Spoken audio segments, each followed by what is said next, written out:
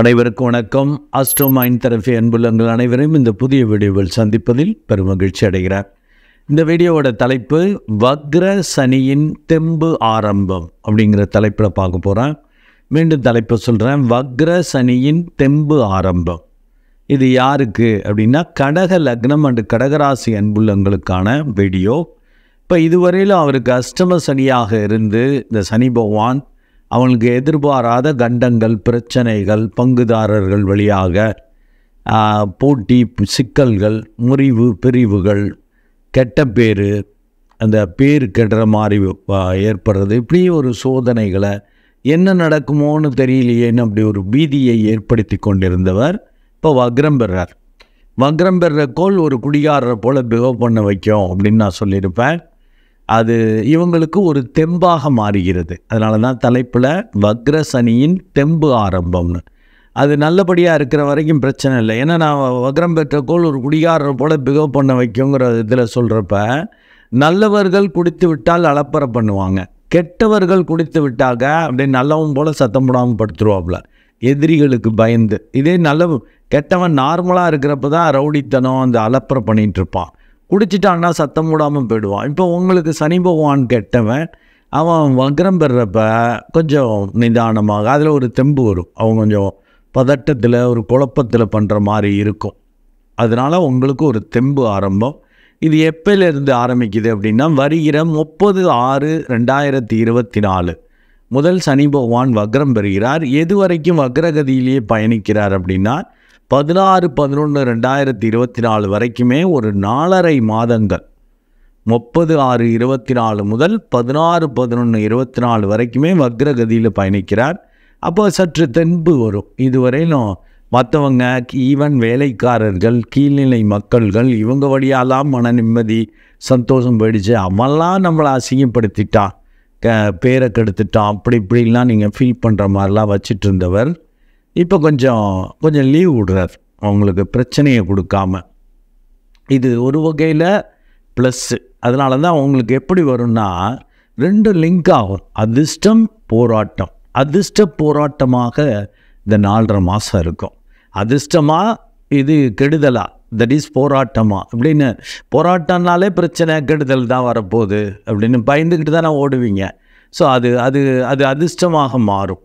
இது அதிர்ஷ்டம்னு நினைக்கிறது போராட்டமாக, சிக்கலாக, ஃபர்தர் கண்டினியூவாக பிரச்சனைகளை ஏற்படுத்துகிற மாதிரிலாம் வரும். இப்படி ஒரு குழப்பம் இதில் தான் உங்களுக்கு பலன்கள் வரும். அதனால தான் அதிர்ஷ்டமாக போராட்டமாக அல்லது அதிர்ஷ்ட போராட்டம் அப்படிங்கிற பாணியில் தான் இந்த 4.5 மாதம் உங்களுக்கு அந்த பலன்கள் இருக்கும். இந்த சனி பகவான் வக்ரம் பெறது உங்களுக்கு ஓரளவு தெம்பு தாங்க, நல்லது தான். அண்டு அது அவர் வக்ரம் பெறப்ப உங்கள் லக்னம் என்ற ராசிக்கு மிகவும் யோகத்தை கொடுக்கக்கூடிய 5-10 கூடிய அந்த செவ்வாய் நன்றாக ஆட்சியாக 10ஆம் இடத்துல இருக்கிறது ப்ளஸ்ஸு. அதனால தான் அதிர்ஷ்டம். ஆனால் அவரே என்ன பண்ணுறார், அந்த 5ஆம் இடத்தை உங்கள் புத்தியை பார்க்குறார் அவர். அது கொஞ்சம் ஓரளவு அதிர்ஷ்டம் அப்படின்னாலும் அந்த வீட்டை சனி பகவானும் பார்க்குறார். இது மாத்திரமல்ல, உங்களுக்கு அந்த 10ஆம் இடத்தையும் அந்த சனி பகவான் பார்க்குறப்ப தொழில் வேலை ரீதியாக பிரச்சனைகள், சிக்கல்கள், தடுமாற்றங்கள், மரியாதை குறைவுகள் இப்படிலாம் ஏற்படுறதுக்கான வாய்ப்பை கொடுப்பார். அண்டு குடும்பத்திலையும் தன ரீதியாகவும் பேரை கெடுத்துக்காதபடி கவனமாக இருக்கணும். ஏன்னா பொருளாதார ரீதியாக சில சிக்கல்கள் வரும். ஏதாவது வேலை மாற்றம், தொழில் மாற்றம், பதவி இறக்கம் இப்படிலாம் வந்துக்கிட்டு இருந்த இது கொஞ்சம் இப்போ மாறுதல் நடக்கும் அப்படின்னாலும் கவனமாக இருக்கணும். அது நல்லதா கெட்டதான்னு தெரியாமல் ட்ரான்ஸ்ஃபர் அக்செப்ட் பண்ணிங்கன்னாக்கா இருக்கிறத விட அது மோசமாக போயிடுச்சுன்னா வம்பா விடும். ஏன்னா ஒரு குடிகாரரை போல பிஹேவ் பண்ணோம், அதிர்ஷ்டமாக போராட்டமானு தெரியாதுன்னு. ஏன்னா அந்த 5ஆம் இடத்தை செவ்வாயும் பார்க்குறார், சனியும் பார்க்குறார். அதுதான் பெரிய டேஞ்சர். உங்கள் புத்தி அப்படி ஒரு தடுமாறும், புத்தி குழம்பும். அதனால தான் நீங்களே காம்ப்ளிகேட் பண்ணிக்குவீங்க. பொதுவிலேயே உங்கள் லக்னாதிபதி, ராசி அதிபதி சந்திரன் இப்படியும் அப்படியும் உள்ளவர். எப்படின்னா ஒன்றுமே நடக்காமல் பெருசாக சாதித்த மாதிரி ஒரு சந்தோஷமும், ஒன்றுமே நடக்காமல் சோகமாக இருக்கிற மாதிரிலாம் வரும். ஏன்னா அந்த வளர்பிறை தேய்பிறைன்னு அவர் மாறிக்கொண்டிருப்பதால் ஒரு நிலையற்ற மனம், முடிவெடுக்கிறதுல குழப்பம் உள்ளவங்க. இப்போ செவ்வாய் சனி 2 பேரும் சேர்ந்து 5ஆம் இடத்தை பார்க்குறப்ப அப்படி ஒரு பிரச்சனை, அப்படி ஒரு புத்தியில் குழப்பம், உங்களுக்கே நீங்களே எகென்ஸ்டாக பண்ணிக்கிறது. நம்ம சொல்லுவீங்கல்ல, தான் தலையிலேயே மண்ணை வாரி போட்டுக்கிறதுங்கிற ஸ்டேஜுக்கு சில டைம் பிகவ் பண்ண வச்சுருவார். உங்களுக்கு பெரிய ப்ளஸ் என்ன அப்படின்னா, உங்களுக்கு இந்த பூர்வ பாக்கியாதிபதியாக வரக்கூடிய குரு பகவான் அந்த 5ஆம் இடத்தை பார்க்கறது ப்ளஸ்ஸுங்க. இப்படி ஒரு போராட்டம், பிரச்சனைகள், குழப்பங்கள் இதெல்லாம் வந்து அப்புறம் சரியாகிற மாதிரி இருக்கும். அதுக்கு கண்டிப்பாக நம்ம மெடிடேட் பண்ணிக்கணும்.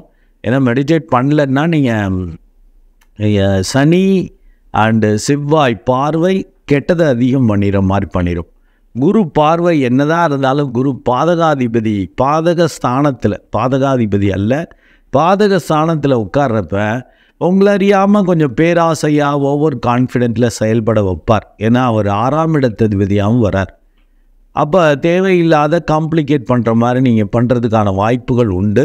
நான் எல்லா வீடியோலையும் சொல்லுவேன், அந்த 1, 5, 9க்குரிய கோள்கள் உங்களுக்கு அந்த குணத்தில் அந்த சேஞ்சஸை ஏற்படுத்துவாங்க. உங்களுக்கு அது உங்களுடைய எண்ணங்கள், உணர்வுகள், செயல்பாட்டில் ஒரு பாதிப்பை ஏற்படுத்துவாங்க. இந்த குரு பகவான் 11ஆம் இடத்துல 9ஆம் இடத்ததிபதியாக வர்றவன் பாதிப்பை ஏற்படுத்துவான். எங்கே உட்காந்து 11ஆம் இடம் பேராசையாக செயல்படுறது, பெரிய லாப சிந்தனையோடு செயல்பட்டு சிக்கல்களை ஏற்படுத்திக்கிறதுக்கான வாய்ப்புகள் உண்டு இந்த குரு பார்வை வந்தால் கூட. அதனால் நல்ல ஜெப தியானம் பண்ணிக்கணும் அஸ்ட்ரோமைண்ட் தெரபி அன்புள்ளங்கள். அப்போ தான் சமநிலையில் இருப்பீங்க. பெருசாக அப்படியே போராட்டம் வர்றப்போ அப்படியே சோர்ந்து உட்கார மாட்டீங்க. எல்லாம் கடவுள் பார்த்துக்குவார் அப்படின்னு. ஓரளவு பாசிட்டிவான சிம்டம், ஒரு காரிய வெற்றி போல் வர்றது, ஓரளவு நன்மையாக வர்றப்போ கூத்தாடவும் மாட்டீங்க. ஏன்னா சனி பகவான் வக்ரம் பெறப்போ சில டைம் கூத்தாட வைக்கும். பரவாயில்லையா, இது வரைக்கும் நம்மளை அவன் மதிக்காதவன் இப்போ மதிக்கிறான், நம்ம சொல்கிறத கேட்குறான் அப்படிங்கிற மாதிரி வரும். அந்த பங்குதாரர்கள், பார்ட்னர்ஸ் இவங்கெல்லாம் ஓரளவு இது பண்ணுவாங்க. ரெகுலராக இது பணம் திரும்ப வராதுன்னு நினச்சேன், வந்துருச்சு அப்படிங்கிற மாதிரி எதிர்பாராத நன்மைகள் வரும். அதனால தான் அதிர்ஷ்ட போராட்டம்ன்ற, வெறும் அதிர்ஷ்டம் மட்டும் இல்லை, போராட்டமும் இருக்கும். அதுக்கு நல்ல ஜெப தியானம் பண்ணிக்கக்கூடிய அஸ்ட்ரோமைண்ட் தெரபி அன்புள்ளங்களுக்கு சூப்பராக நல்லபடியாக அதிர்ஷ்டமாகவே இருக்கும், போராட்டம் இருக்காது. ஏன்னா ஒரு சமநிலையில் பிகவ் பண்ண ஆரம்பிச்சிருவீங்க. மேலும் நல்ல திசாபுத்தி நடக்கக்கூடிய அன்புள்ளங்களுக்கும் நன்மையாகவே நடக்கும். இப்போ நீங்கள் எதுவும் மற்ற அன்புள்ளங்கள் ஏதாவது ஒரு ஆன்ம சாதனை பண்ணுறவங்க ஒன்றும் செய்யாமல் ஒரு 10 நிமிஷம் உட்கார சொல்லுவேன். அது பண்ணிக்கிறவங்களுக்கு சக்ஸஸ் கிடைக்கும். அந்த அளவுக்கு மெடிடேஷனும் பண்ண மாட்டேன், அப்படியே இருப்பேன் குழம்பிக்கிட்டு சோம்பல் தினமாக. ஏன்னா சனி பகவான் பாதிப்பை ஏற்படுத்துவார், சோம்பலை. நான் அப்படிங்கிற மாதிரி சூழல் பார்த்துக்குவோம். இன்றைக்கி என்னமோ போல் இருக்கு, சூழலும் சரியில்லை, அவன் கூப்பிட்றேன் என்ன கூப்பிடல, இப்படிலாம் சொல்லி நீங்கள் தள்ளி போடுற குணம் இருக்கும். அது மாதிரி மெடிடேஷனும் பண்ணல சோம்பலால். மேலும் கெட்ட திசாபுத்தி நடந்துட்டு இருந்துச்சுன்னு வச்சுக்கோங்க, சிக்கலாகும். ரொம்ப கவனமாக இருக்கணும். ரொம்ப போராட்டங்கள் அதிகமாகி அப்புறம் நல்லது நடக்கும். இருந்தாலும் 11ஆம் இடத்துல குரு இருக்கிறது பாதக ஸ்தானம் இருக்கேன்ல, அது பேராசையாக அது கெடுதல் வர்ற மாதிரி ஆகிடும். என்ன சார் தெம்பு ஆரம்பம், நீங்கள் ஒன்றும் தெம்பு இல்லை, ஒன்றும் இல்லை, முன்னாடி இருந்ததை விட இன்னும் கொஞ்சம் அதிகமாக இருக்குது அப்படிங்கிற மாதிரி. இது கோச்சார ரீதியான பலன்கள்ங்கிறதால அது ஒரு 25% to 20-25%, மேக்ஸிமம் 30% தான் வச்சுக்கலாம். தசாபுத்தி தான் அதிகமாக இருக்கும். இந்த யோகாதிபதி வலுக்கிறதால தான் உங்களுக்கு கண்டிப்பாக தெம்பு ஆரம்பிக்கணும். ஆனால் அவனே உங்களுக்கு 5-10 கூடையவனா பிறப்பும் புத்தியில் பாதிப்பை ஏற்படுத்துகிற மாதிரி. சனி பகவானும் வக்ர பார்வையில் உங்கள் புத்தியில் போகிறதால தான் அந்த குழப்பம் வருது. ஏற்கனவே வக்ரம் பெற்ற கோள் ஒரு குடிகாரரை போல் பிகவ் பண்ண வைக்குன்ட்ருங்க. மற்றவங்களும் அப்படி தான் பண்ணுவாங்க. அந்த சனி பகவான் 5ஆம் இடத்தை பார்க்குறப்ப நீங்களும் அப்படி பண்ணுவீங்க. பொதுவிலேயே நீங்கள் இப்படி அப்படின்னு நம்புறங்க, ஒரு குழப்பம் உள்ள ஆளுங்க. ஸோ அதில் கொஞ்சம் கவனமாக இருக்கணும். இந்த 9ஆம் இடத்துல இருக்கக்கூடிய அந்த ராகுவும் சனியை போன்று தான் வேலை பார்ப்பார். அவர் 9ஆம் இடத்துல இருக்கிறது அந்த ஸ்தானம் நல்ல ஸ்தானம், ஆனால் சனி பகவான் போல் வேலை பார்க்குறதால நீங்கள் மெடிடேட் பண்ணால் தான் நல்லது நடக்கும். இல்லாட்டி புதிய நபர்கள், வேற்று மதத்தினர் வழியாலாம் வர குழப்பங்கள், இவரை நம்புறதா வேணாமா, ஏன்னா போராட்டம் வருன்றிருக்கேன்ல, அந்த குழப்பம் வரும். இந்த ஆள் நல்லவரா கெட்டவரா, இவரை நம்பலாமா செய்யலாமா வேணாமா, இந்த விஷயம் நல்லதா கெட்டதா, நம்மளுக்கு எப்படி இருக்கும், இப்படிலாம் குழப்பங்கள் பிரச்சனைகளை இந்த ராகுவும் கொடுப்பார். பட் 3ஆம் இடத்துல இருக்கக்கூடிய கேது சூப்பருங்க. ஏன்னா செவ்வாயும் அதிர்ஷ்டத்தை கொடுக்குற மாதிரி ரெடியாக இருக்கார். ஆனால் அந்த செவ்வாய் சனி பார்வை தான் புத்தியில் சபலத்தை பிரச்சனையை ஏற்படுத்துதுன்னு. இந்த குரு பார்வை அதை கொஞ்சம் சரி பண்ணும். இருந்தாலும் நீங்கள் ஒரு பெரிய ஆளுன்னு நினச்சிட்டு பேராசையோட ஓவர் கான்ஃபிடென்ட்டோடலாம் பண்ணிங்கன்னா வம்பு. ஏன்னா 3ஆம் இடத்துல இருக்கக்கூடிய கேது அந்த மாதிரி ஓவர் கான்ஃபிடென்ட்டை கொடுப்பார். ஏன்னா செவ்வாய் யோகாதிபதி, இந்த கேதுங்கிறது நிழல் செவ்வாய் போன்று 3ஆம் இடத்துல இருக்கிறப்போ ஓவர் கான்ஃபிடென்ட்டாக தைரியமாக பார்த்துக்கலான்னு செஞ்சு விடுவீங்க. செஞ்சு விட்டு குழம்பிகிட்டு இருப்பீங்க. இப்போ வக்ரம் பெறாதப்ப, சனி பகவான் வக்ரம் பெறாதப்ப செய்யலாமா வேணாமா, முயற்சி பண்ணலாமா வேணாமாங்கிறதுல குழப்பம் வந்துட்டுருக்கோம். இப்போ தடாலடியாக செஞ்சு விட்டு ஐயோ இது நன்மையா தீமையான்னு தெரியாமல் போராட்டமாக இருக்கும்.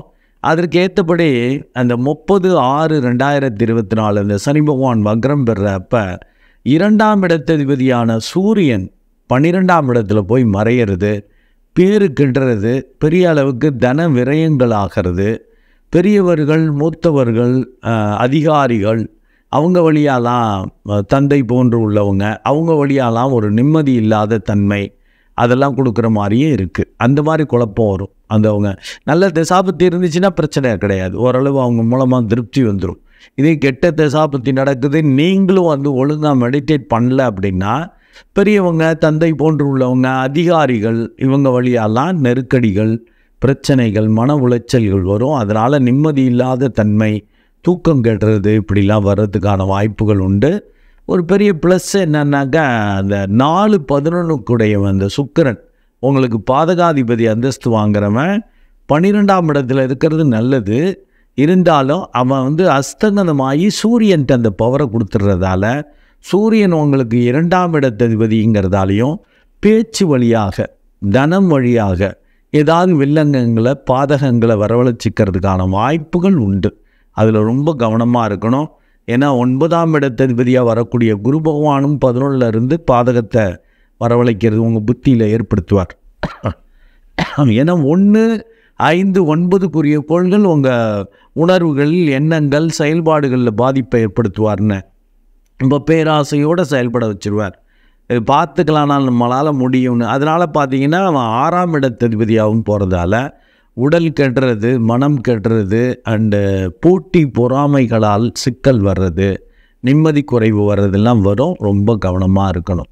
ஸோ மெடிடேட் பண்ணிட்டு சமநிலையில் பண்ணக்கூடிய, அதாவது ஜெப தியானம் பண்ணக்கூடிய அஸ்ட்ரோமைன் தெரபி அன்புள்ளங்களுக்கு உண்மையிலே தெம்பாக தாங்க இருக்கும்.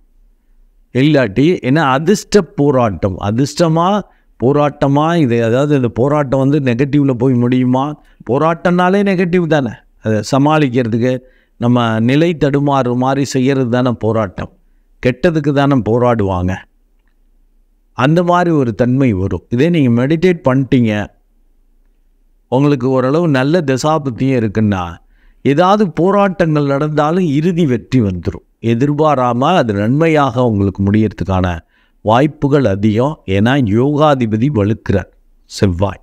அண்டு குரு பகவானும் 11ல் இருந்துட்டு இந்த பூர்வ பாக்கியத்தை ஆக்டிவேட் பண்ணுவார். அது ஜெப தியானம் பண்ணிட்டா தான் இந்த பூர்வ பாக்கியம் ஆக்டிவேட் ஆகும். ஏதோ அந்தளவுக்கு நான் செய்யலைங்க, இந்தளவுக்கு வெற்றி வரும்னு நினைக்கல, ஏதோ செஞ்சேன், கடவுள் அருள் தான் அப்படின்னு நீங்கள் சொல்கிற மாதிரி இருக்கும். இல்லைன்னா இது அதிர்ஷ்டமாக போராட்டமானு தெரியாமல் ஒரு கொதிநிலையில் பொதுவிலேயே நீங்கள் இப்படியும் அப்படியும் உள்ள ஆளுங்க, ஒன்றும் செய்யாமல் பெரிய சாதித்த மாதிரி இருப்பீங்கன்னு சொன்னேன். அது மாதிரி ஒன்றுமே செய்யாமல் நொந்து போயிட்டுருப்பீங்க. என்னடா இன்றைக்கி இவ்வளோ டல்லாக இருக்குன்னு நீங்களே கேட்டுக்குவீங்க, ஒன்றுமே நடக்காமல். ஸோ அந்த மாதிரி உள்ள ஆளுங்களுக்கு சிக்கல் வரும், குழப்பம் வரும். இந்த சனி பகவான் வக்ரம் பெற்று போய் அந்த 5ஆம் இடத்தை பார்க்குறப்ப புத்தியில் குழப்பத்தை ஏற்படுத்தி சிக்கலை ஏற்படுத்துவாங்க. நல்ல தசாபத்தி நடக்கலைன்னா வம்புன்னு இருக்கிறதால மெடிடேட் பண்ணிக்கங்க. மெடிடேட் பண்ணிட்டீங்கன்னாக்கா நல்ல தசாபத்தி நடந்தால்னா, கெட்ட தசாபத்தி நடந்தான்னா கோள்கள் பெருசாக உங்களை கெடுக்க முடியாது. நன்றி அன்புள்ளங்களே.